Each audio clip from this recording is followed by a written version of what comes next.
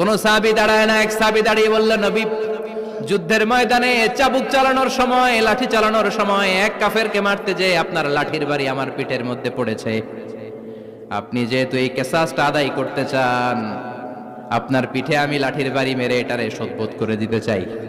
বিশ্বনবী বললেন, ওমর রাখো, এটা বান্দার হক, মিটাতে দাও। বিশ্বনবী বললেন, আসো, তুমি এসে আমার পিঠে লাঠি দিয়ে চাবুক দিয়ে বাড়ি মারো। সাহাবী বলে, ও নবী, তখন দুর্ভিক্ষের সময়ের যুদ্ধ ছিল, আমাদের গায়ে জামা ছিল না।